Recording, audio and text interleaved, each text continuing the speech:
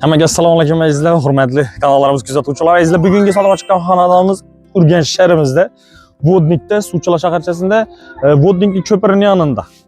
Ya'ni Shavot kanalining bo'yinda joylashgan azizlar, zo'r joy. Izzat domalon joy.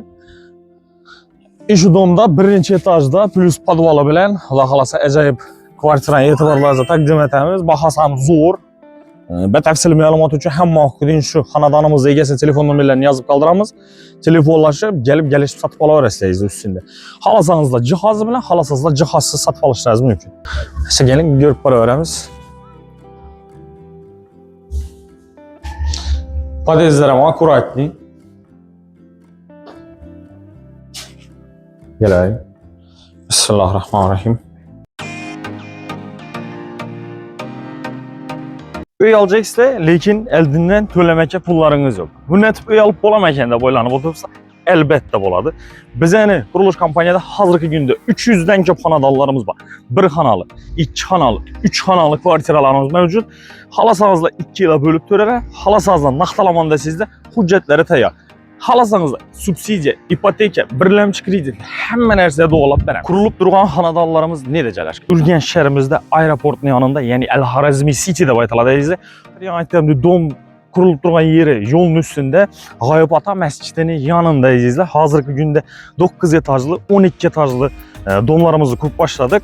Taklif qilamiz, eldindan to'lovsiz ham sotib olishlaringiz mumkin bo'ladi. Yon atrofida nima qulayliklar bor azizlar?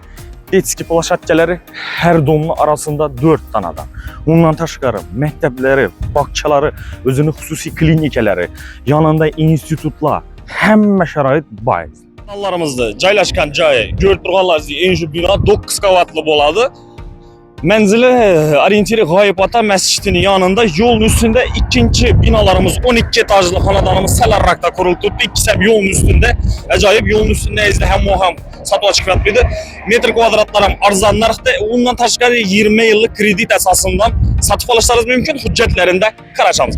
Batafsil ma'lumot uchun 88lik 510 11 12 raqamlarini va 99lik 449 51 51 raqamlarına murojaat qilaverasizlar.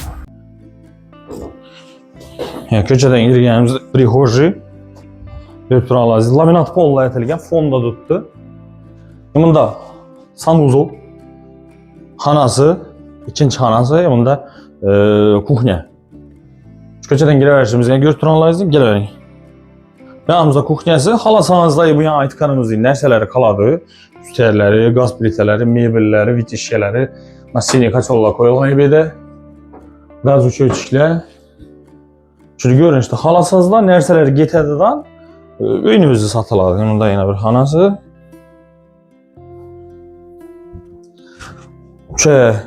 380.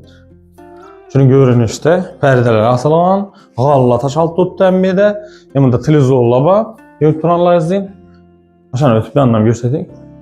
Televizorlarım var, xolasanizlar bu narsalar ham qoladi. Xolasanizlar ikitib gelish masala olan. Keyin bunda 2 etajli ajoyib Samsung firmasının xolodilniklari turibdi. Mam tayyor holatida уже. И прихожий, bunda kuch qo'yib, giyim saloni ham bor. Bunda sanuzol.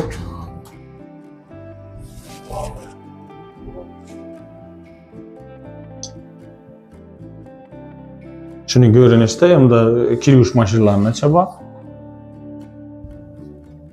Yanımızda yana bir xonasi joylashgan.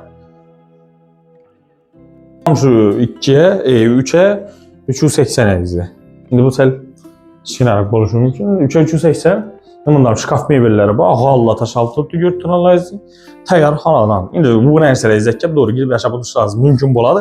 Bahasını to'xtalsak bahası 330 milyon so'm narsalari bilan ekan. Ozgina kelishib beriladigan narsalar bo'ladi. O'sani kelishib olaverasizlar.